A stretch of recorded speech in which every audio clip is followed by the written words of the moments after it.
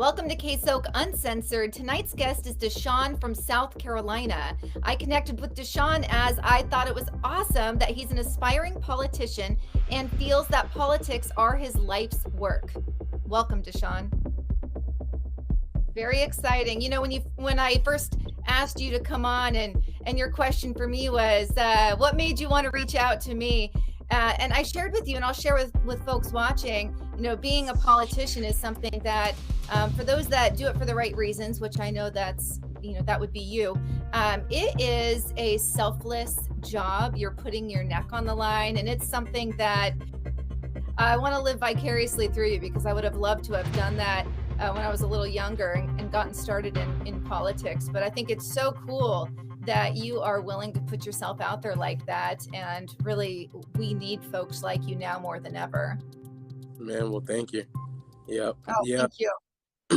Again, I guess it's just been my passion or my calling, quote unquote, to, pursue politics and change things, where they can be. When the time is right, when God's timing is. And I just believe that is now, personally. Yes. And you asked me a funny question that we both got a little laugh over, because you said, how was it for you when you came out? And I knew you were talking about coming out as conservative, but Yeah.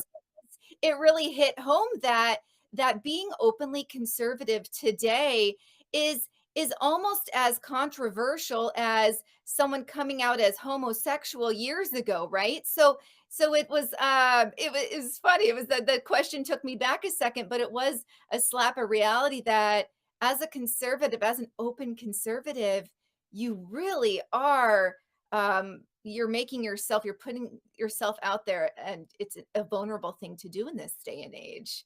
Uh, I mean, what's been your experience? Because, and before you answer that, I'll just share. This is something I shared with you, but for me, it wasn't. I never really had that coming out as conservative moment, because it's just always been ingrained in me. And I mean, I was very open. Even in high school, I was like, had Dole stickers, and then Bush won me over, even though now I have a different opinion of the Bush family. But very open about Bush, and then Trump, and so for me, it's no one's ever known otherwise from me. But for Yeah. you, that hasn't been the case. Yeah. So, I feel like, just a big part of life is kind of like figuring out who you are, So, I tried a bit of different things, and obviously, um, the Democrats kind of want to I guess pander, to the black people. So, we kind of get that.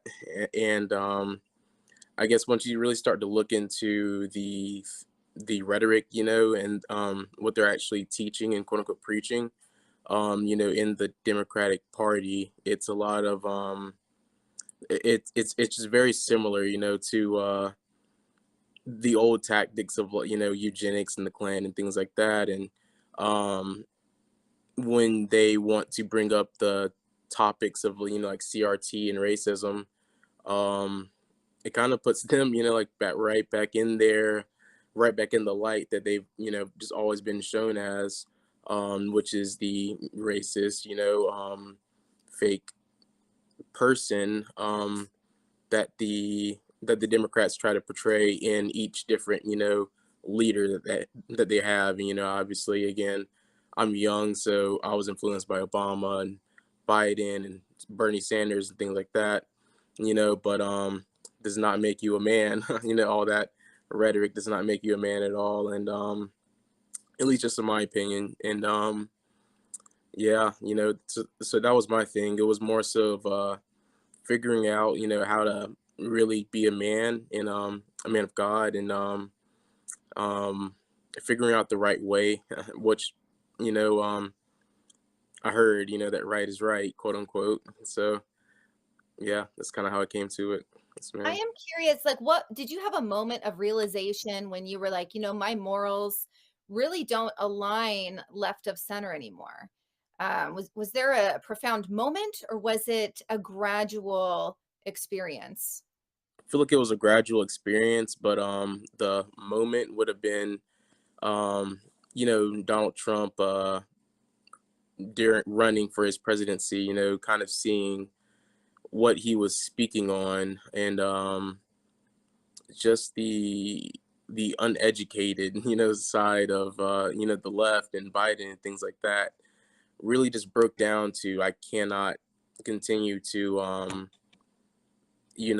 believe in this ideology, of the left leaning thinking, um is close to communism, is pretty much communism, Right. which has been brought into America, and it's just indoctrinating a lot of people. So that Right. was my thing, is that I no longer wanted to be indoctrinated by this mindset. Um, so yeah, it has Right. been gradual, but I guess the moment, yeah, would have probably been President Trump's his run in office. Yeah. I think that's fantastic. And how was your experience when you alerted your family to this change in position politically? Well, so I never really switched sides, or like chose sides, Okay. uh, wholeheartedly. Um, until I was about 18, I was kind of, again, heavily Democrat, when I was 18. And, going through my 20s, I was just kind of pulling back, being more libertarian, individual, um, independent, essentially. And so that coming out would have been, what is it now? 2021, when I was really just really reading the Bible and really understanding what it was saying for me, um, and seeing that that did not coincide with pretty much anything that was on the left. So I could no longer openly support, President Biden's messages and his decisions. And not to sound like a hypocrite, because we all sin, but yeah, at some point you just kind of have to pick and choose a way to follow. And it's not been the most open time, like when people actually accept you for speaking on what you believe, if it is not the popular opinion. But um it's probably the most wholesome experience, honestly, just again, gradually getting closer to what I think is the truth. um and it just shows day in, day out, by the decisions that are made. Yes, ma'am. Yeah, that's powerful. It really is. And how has that been received by people you've been friends with? um Not well. Not at all. Yeah, not well. I kind of fell out with a lot of friends because of my beliefs. But um again, at the end of the day, I just believe that you're born with your natural family, with your earthly family. Then we go on in these lives and we find our spiritual families. And that's kind of what we are doing now, in a sense, with the new conservative movement, and really just honing back in on what, America's morals and their values. Yes, ma'am. Right. So it's Right. not, again, not it's not been the most friendly time. Yeah, I will say. Right. No, and it's heartbreaking, in a sense, because it's so unfortunate that that's where we are today. Yeah. And but on the other hand, do you feel more free, like your human spirit? Like, do you feel more free and this weight is lifted off your shoulders, just really owning your beliefs? Oh yeah. 110%. 110%. And this is just, me at my most natural state. This is not me trying to portray a different image, kind of how at least the left side kind of likes to portray different images and people, um, to get their agenda across. Like, this is not an agenda. This is just, the truth, how people are, and a Right. human spirit. It just kind of allows you to, being a patriot just kind of allows you to, be human again, not a cyborg, or not a citizen to the state. You're a person again. Yeah. Right. I know the feeling, and again, we've had different lead-ins to where we're at, but for me, I mean, it's definitely freeing. And I make bold decisions every day to put my face out there, and I've had backlash, definitely. Especially when people that you know in like your real life stumble upon your YouTube videos and they Yeah, had no idea about you because maybe it's from work and you just don't talk politics at work, or maybe it's, you know, your kids go to school together type of thing. But I've definitely had some of that as well. But yeah, it really is. There are a lot of memes, and it's like a lion walking into a room of sheep, and you just feel like there is a sense of you feel confident knowing that you have put yourself out there, you've made a bold decision, and you're okay with what people think about you, regardless of if it's positive or negative, right? But you are true to yeah, yourself and you can walk around chest puffed out like, I'm free. I am free. yeah, So, I love that, and I like that you're bold enough to do that despite some of the friendships and losses there. So, you know, there's an amazing public figure that I recently stumbled across, and her name is Africa Brooke. Not sure if you're familiar with her. She put something out there on social media, and it's division is not accidental. It's actually lucrative. She says the full, but lucrative AF, right? yeah, uh, Money to be made with dividing. yeah, And it's so true. She's like, they want us at each other's throats.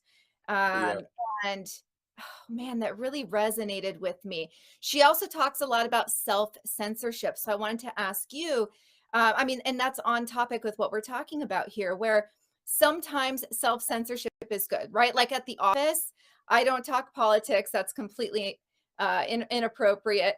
But in my day-to-day life, if it comes up, we shouldn't be censoring ourselves, or we should check ourselves if we notice that someone is talking about something that we completely disagree with.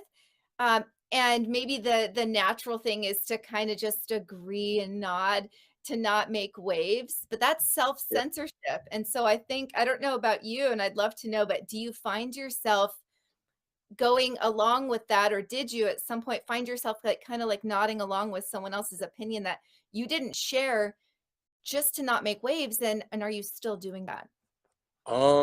No, I'm not still doing that. Um, but I will say, I guess to the first point, there was a song and I forgot what the musician is or who the musician is, but if you would, like lyrics go, if you would like to conquer a people, you have to cause a division. And, with China and Russia, and people are, that do not like us at all. Americans, um, in general, they do not like us. Like these countries just do not like us. Um, they have caused a great divide in what we think that we know and what is actually the truth. Um, Down from the political spectrum to race, to gender, and now they want to make people from a born gender into a different gender, and it's just, you know, there's so much divide that you can never be one true united group of people of Americans. That's a big thing. Um, so I guess my next thing was that so you were asking. Yeah, do you still find yourself self-censoring? You So said no, but then the other piece was like, did you notice that you did that quite a bit back yeah, before you've made this decision to be openly conservative?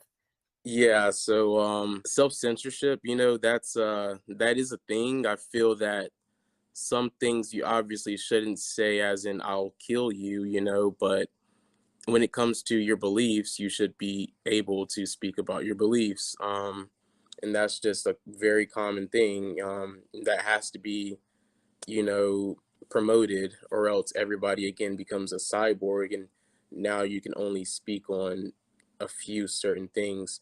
Um, and then also, like you then at that point, if you censor everything, you don't know how people are thinking at all, which is another very scary, dangerous thing as well. Um, I did find myself doing that, and that was, like a people pleasing tactic, that you kind of do trying to find your way in life, trying to find out, what you like. But, like once you grow up and mature a little bit, you start to see that you're just not for everybody, and you will not be for everybody, and everybody's not going to be your friend. So you say Right, what you believe, you stand firm on what you believe, and know how to back up what you believe. right. And once you know that, there shouldn't really be, a censoring topic, really at all. I don't believe in cancel culture.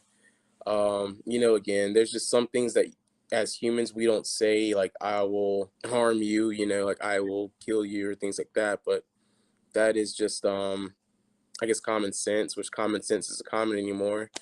Uh Right. yeah, but Yeah. you should definitely be able to talk about anything and everything that you want. Like this is America for a reason. Right, right. I know. The First Amendment is so lost right now, especially with big tech. It's absolutely crazy. So going back to Africa Brooke, because I want to give her credit where, where credit's due, because this is definitely I listened to her podcast the other day, and then I listened to it again today, and she was talking about how people sanitize their message. And I had never heard that terminology used. But it makes sense. So she's talking about like people on social media, influencers, and they're sanitizing their message to where it's agreeable to most. And so, in fear of losing followers, losing revenue, losing a job, if you don't have this middle of the road or left leaning, because that seems to be the only side that's acceptable right now, message. And so, and so she's just talking a lot about how, that's just very, very common right now. And then when we have big tech censoring everything we're putting out there, it is intentional to make those that think differently feel very isolated, and to Yep. feel like they are this, what they were saying in Canada, the fringe minority. That it's not the minority. It's so wild. It's just that we're being censored. Um, and then a lot of people are self-censoring in fear of that cancel culture or that backlash or that isolation, right? So Yeah. it just back to, there's that tribe mentality also, where people want to let's see, here's something that I had heard. There's somebody that I follow who is East Indian, and they are vegetarian, or he grew up vegetarian. So then it's another thing where it's like when he decides to start eating meat, a lot of people felt a certain way about that, and it wasn't cool. So, and so you have this tribe mentality where as long as you're doing what the tribe is doing or the tribe wants you to do, you're cool. But the Yeah. minute you do anything, even something like eating meat, you're no longer part of that tribe. And that's a scary feeling for so many people. So, what are your thoughts on tribe mentality? Well, that is, the thing, tribe mentality.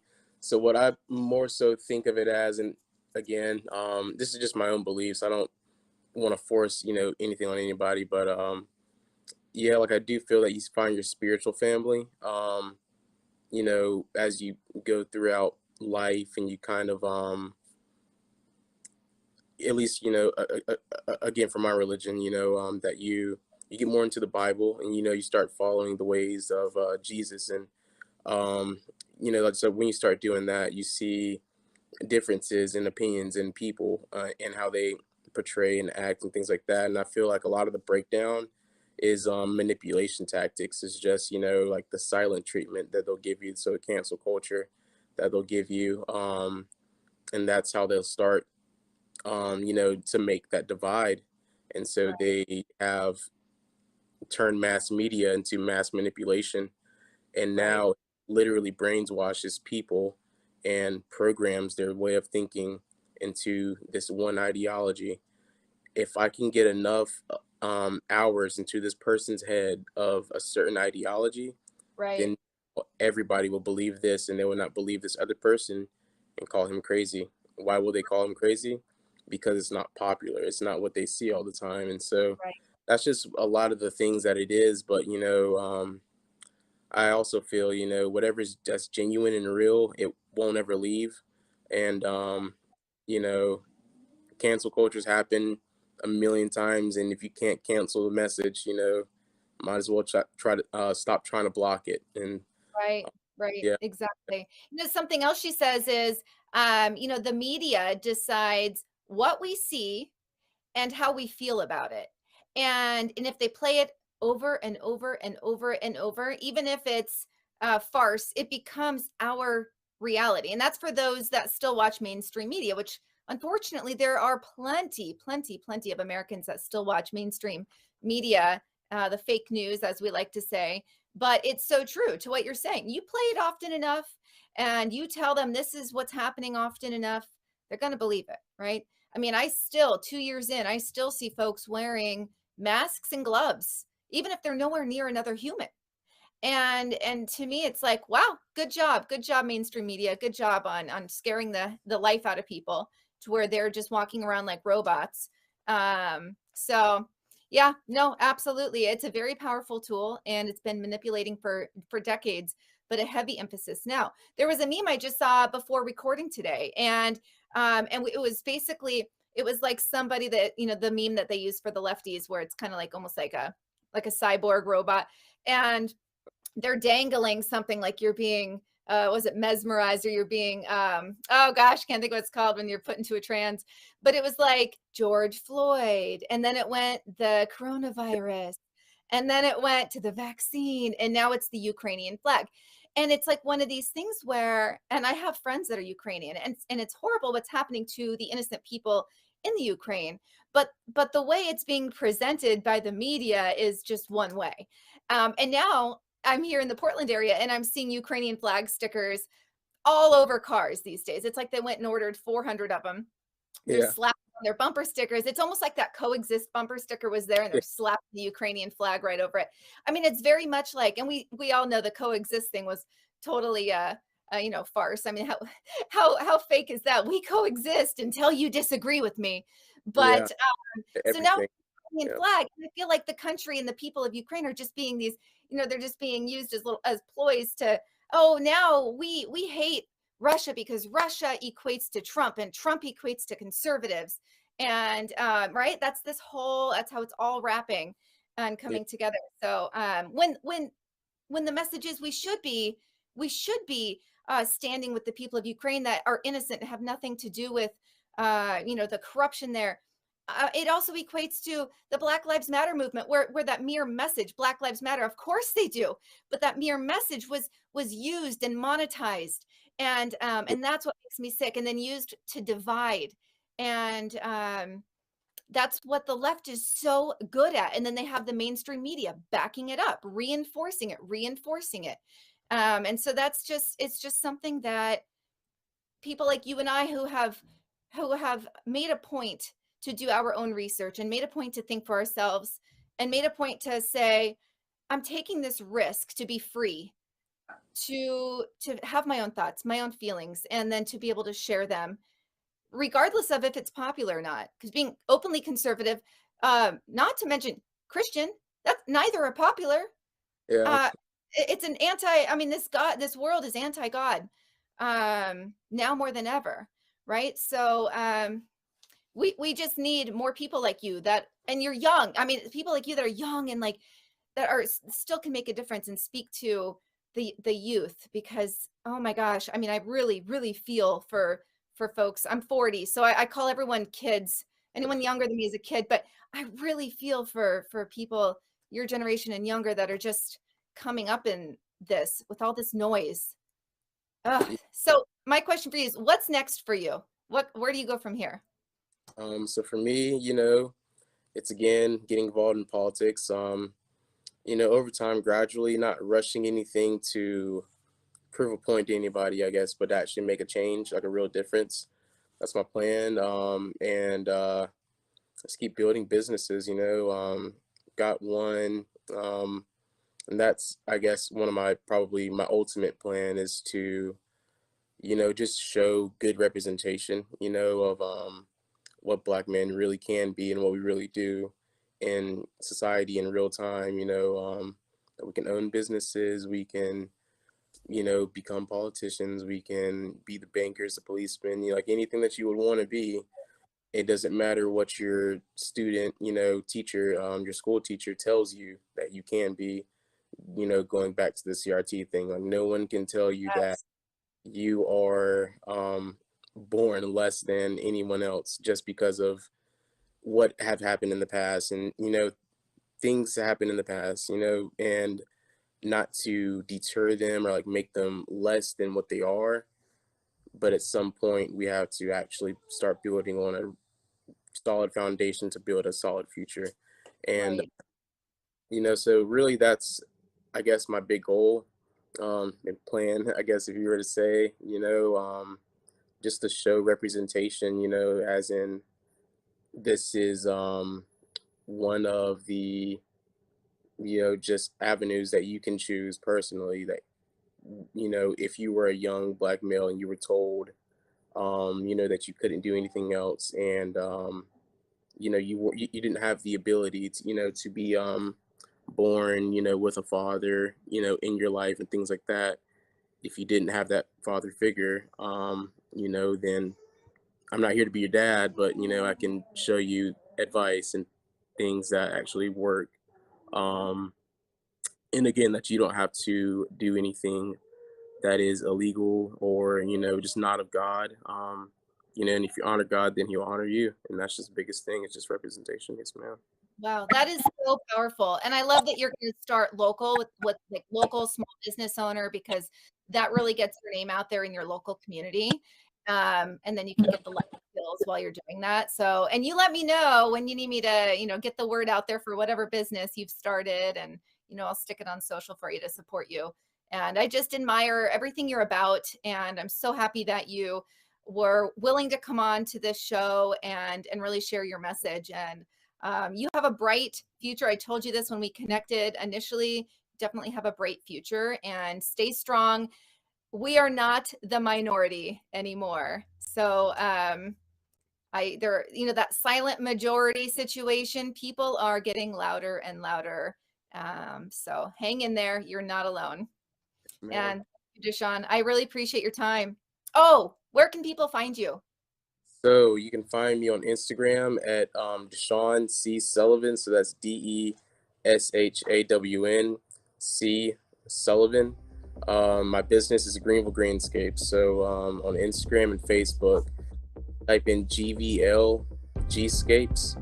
You'll stumble across that, and then I'm also doing poetry as well. So that is DC Ooh, Poetry.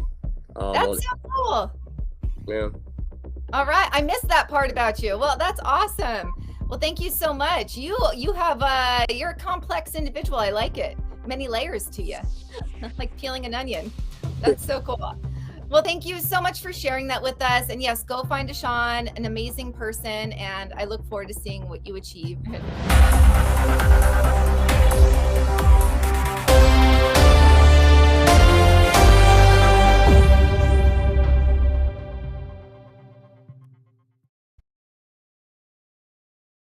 Hey, hey, hey, how's everybody doing? I'm doing pretty good. I'm good, stressing out a little. How about you? You're stressing?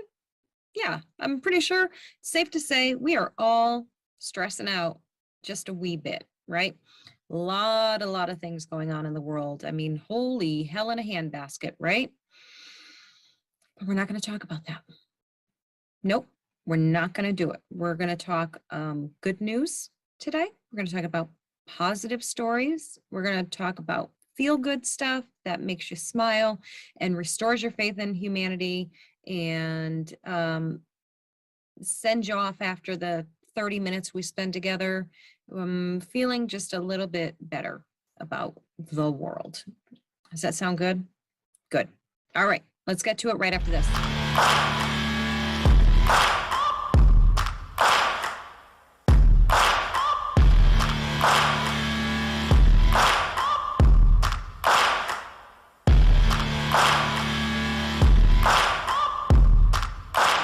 Hey there.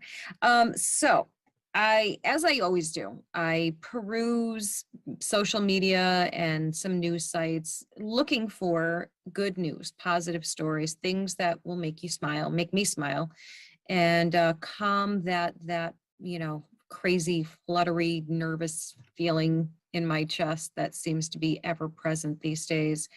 And one really amazing story came right to the top, and it's actually made some national headlines, which is really, really exciting to see, because it doesn't happen often. For as many times that there are amazing, positive, great stories in this lane, they very rarely get shared with the mass population. So this one was a little bit different, and you may have heard it already, but if not, I am really excited to share it with you. So earlier this week, there was a marathon in Florida. I think it was like a 10K. And, as they always do for these types of things, they have, in this case, in Florida, it's troopers at different checkpoints to keep vehicles off of the raceway, I guess you would call it. It's, it's regular streets and roads, so they're blocking access to that to keep the runners safe. Very logical, right? So for this particular race, there was a trooper by the name of Tony Shuck. She is a 26-year veteran of the Florida Highway Patrol. And she was positioned in her spot and gets the call, essentially, that a speeding driver, which afterwards they learned that it was, or maybe they knew right away it was a drunk driver, I'm not really sure, but it was a drunk driver speeding towards the runners. And she had gotten past this DUI driver, got past the other checkpoints, got past the other troopers, and was barreling towards thousands of runners. And Trooper Shuck, with unbelievable selflessness and quick thinking, made the decision to maneuver her car, her vehicle, into a spot where the drunk driver would hit her head on. She knew that this was what was going to happen, and she did it anyway. Can you imagine doing that? I can't. I honestly can't imagine it. I'm not saying I wouldn't do it. I'm saying I can't fathom it. I can't fathom the thoughts going through her head in those moments, seeing this speeding vehicle coming at her head on. What I imagine she was thinking, because of what she did, was that she had to protect these people, these complete strangers. And, that's the embodiment of a hero, right? Take a look at her story. It's hard because I've done this for 26 years and I've never been in this position. I've had to put myself for somebody else. We got the notification via the radio at the first barricade post that a car had come through. Driving that car was Kristen Watts. Troopers say she was drunk and driving over 65 miles per hour, passing several troopers and headed for the bridge. I knew there were people there. I didn't know where they were. I just knew that they were still on that bridge because we hadn't got the all clear. One thing she did know was when the car passed other troopers, she was the only one left to save thousands of people. Because I knew I was the last one. I knew there was nobody else behind me. Trooper Shook drove her car in the middle of the road with her lights on. She would see that truck and she would stop. Instead, sorry, she says the car hit her nearly head on. I'm thankful it was me. I'm thankful that she didn't get past me. Thankful doesn't even do justice for the runners who were on the bridge at that time, like James Judge. The only thing that was in between me and that person was you. Heroic in every aspect of the word. She never imagined she would be in this position, but over 2 decades later, she thinks back to why she became a trooper. You think you're gonna save the world, you're gonna make all the wrong things right. Right? I'm keeping it together, guys. I let everybody be very proud of me that I'm keeping it together here. I'm blinking. I'm rapid blinking, so you don't, so no tears come out. But wow, right? And just so you really understand the magnitude of the fear of seeing this and the impact itself, they have the dash cam video right here.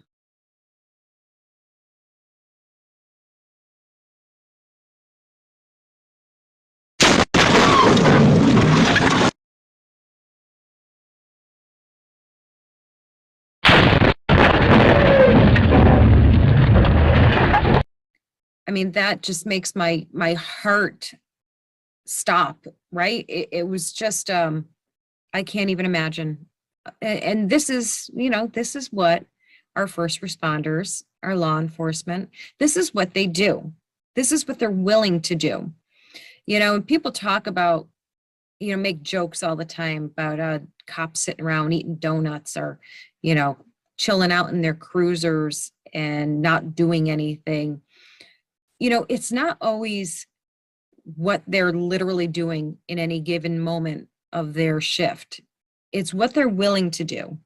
It's what they will do for you, for us, for strangers, for anyone and everyone in their communities.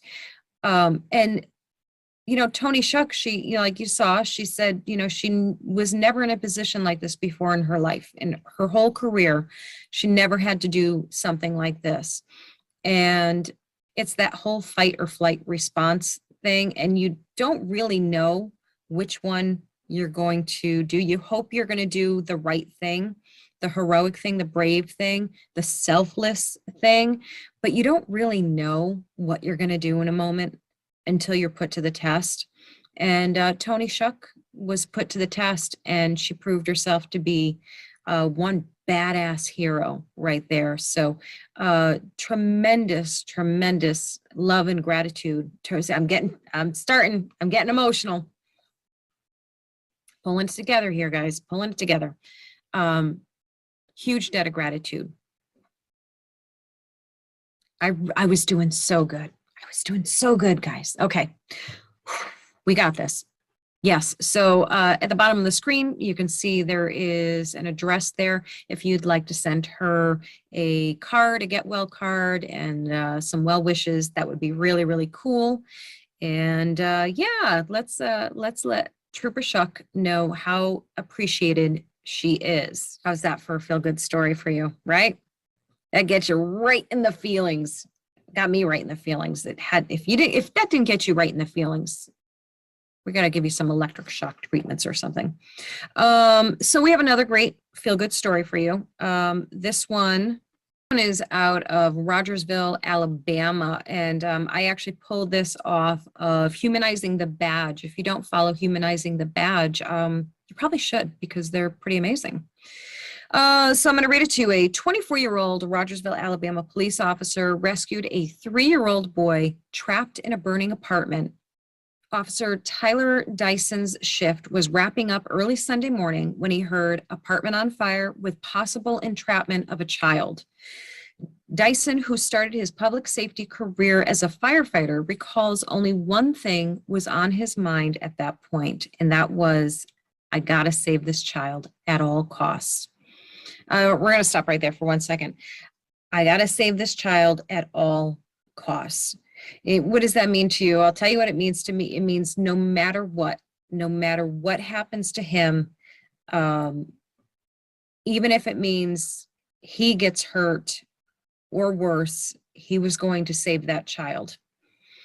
My God, this is why I love her. This is why I love our first responders so, so much. Oh, let's see. Within minutes of running into the blaze, Dyson came back out with the boy. Here's a direct quote. His breathing was very shallow. He was lethargic. He was groaning. He wasn't responding, Dyson said, telling local media that the child would probably not have survived much longer. Dyson did sustain minor injuries, and his uniform was singed from the blaze. The child was rushed to the hospital with burns, but is now recovering. Dyson said, "I'm just blessed that the baby is doing okay."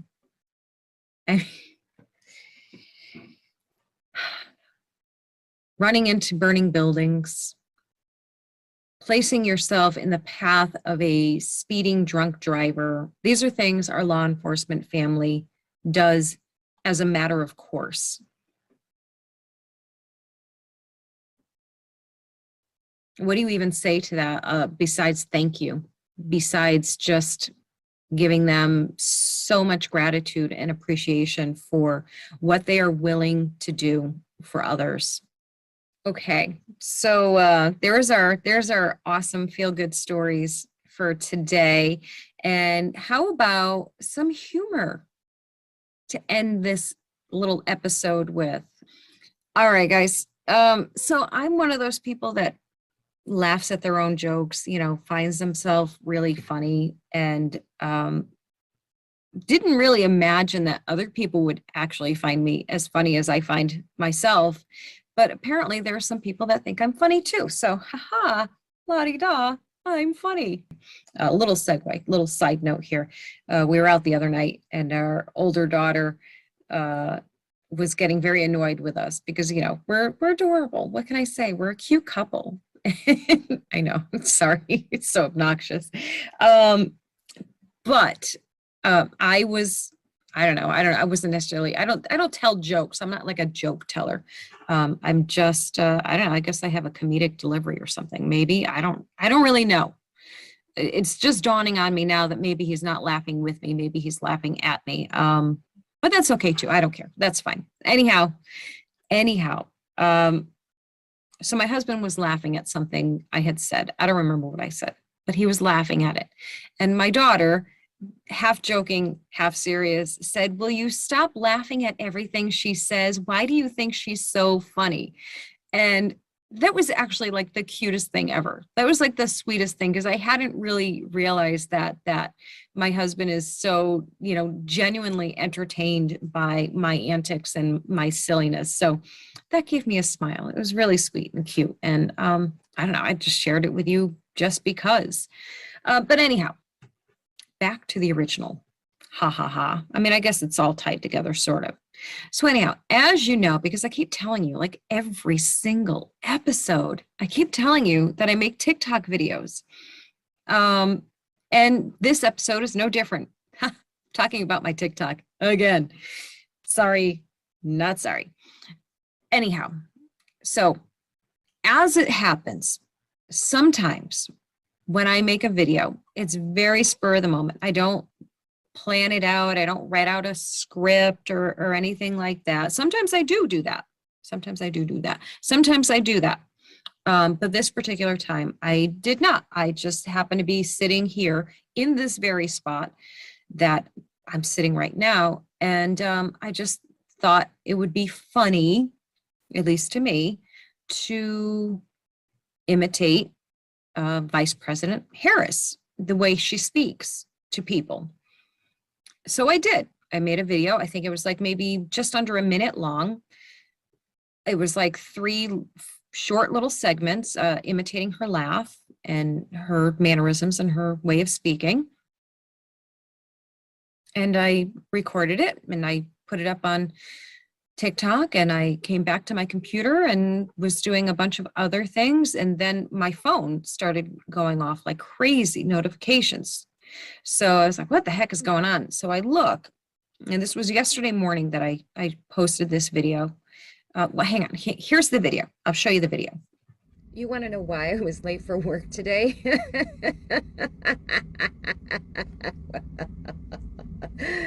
Okay, well, the reason why I was late for work today, okay, is because when I got in my car, okay, it wouldn't start.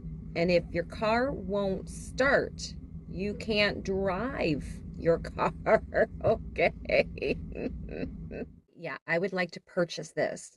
Purchase. That means to buy something. When you purchase something, you are buying it. You want to know where I live? Okay, well, I live in a country, okay? And inside that country is a state. And inside that state is a town. And inside that town is my house. That is where I live, okay?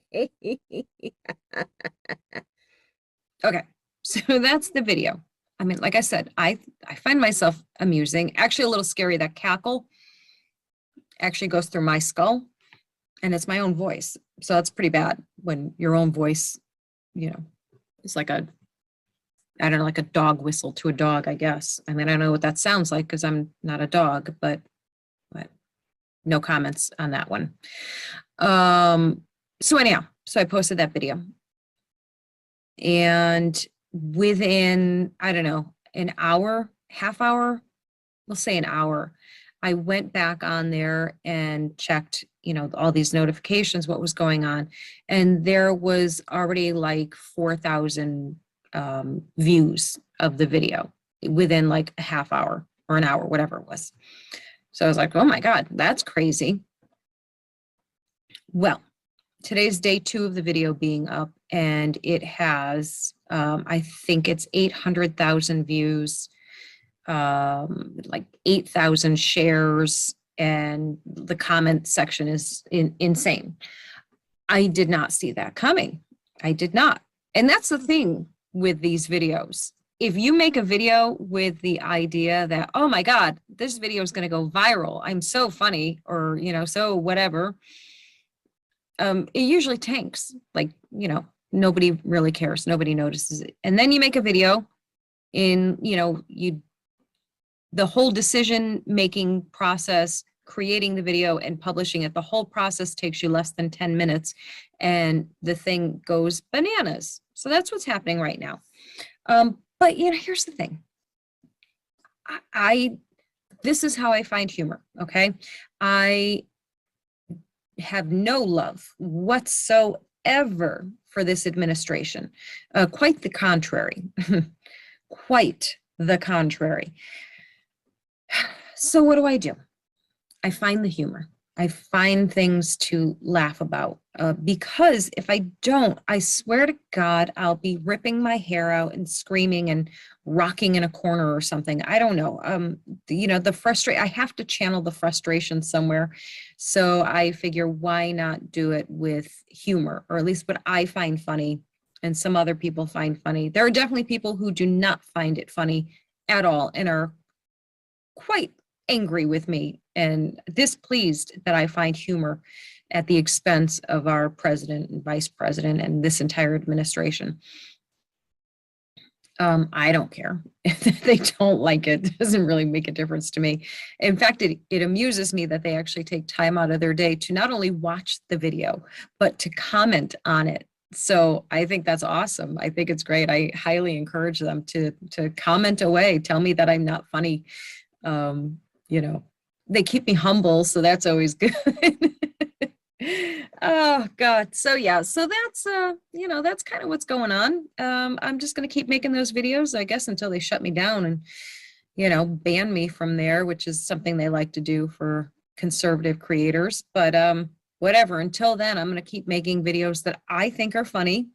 And like I said, a few other people think they're funny too, so that's pretty cool. And I'm going to keep finding the humor in all of the things that are, you know, genuinely not funny these days. We're going to find some humor here because we need it. We need it desperately. We need to keep finding the positive stories, you know, the heartwarming stories and the feel-good stories and the things that, you know, like I said earlier, that restore our faith in humanity and remind us that there are so many good people out there, so many good things happening out there in the world. And it's not just all of the bad stuff. There is so much good to be seen and done and had in this world. And sometimes we need that reminder. And I speak for myself fully when I say that. I won't dare to speak for anyone else, but I will speak for myself when I say I am desperately in need of humor and levity and good news and nice things. So I hope that if you are feeling the same way that I'm feeling, that this episode brought you some of those good feelings and made you smile and all of that good stuff. So, and if it didn't, sorry, I tried, okay? But either way, thank you for watching. Thank you for listening. And I look forward to seeing you next week. I have a great guest next week. I'm really excited and I can't wait to share that with you. So make sure you tune back in next week. Take care, guys. Could you tell us the financial status of the company? To be very clear, this president of this corporation has taken this company to a new position of importance in the world.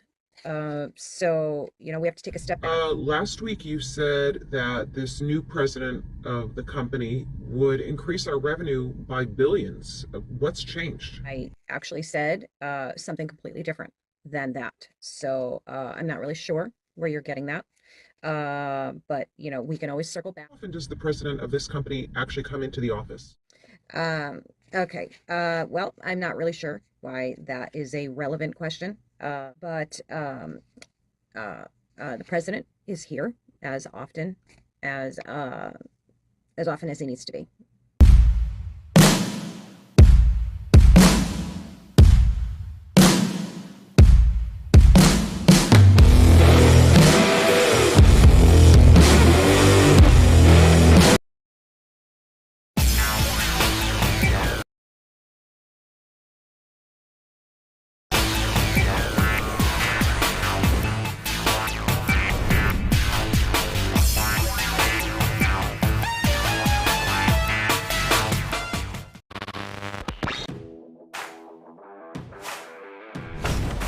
It is necessary to purge the establishment. What she's suggesting that churches do, a focus on... That's not necessarily a good thing to start with. Yeah, they're stating it wasn't around when we needed the greatest generation of the 30s or 40s. It happened before the election because there are too many Republicans that are afraid that their wrongdoing is going to... It's unacceptable, and I'm not going to sit here, stay silent, and not call it out.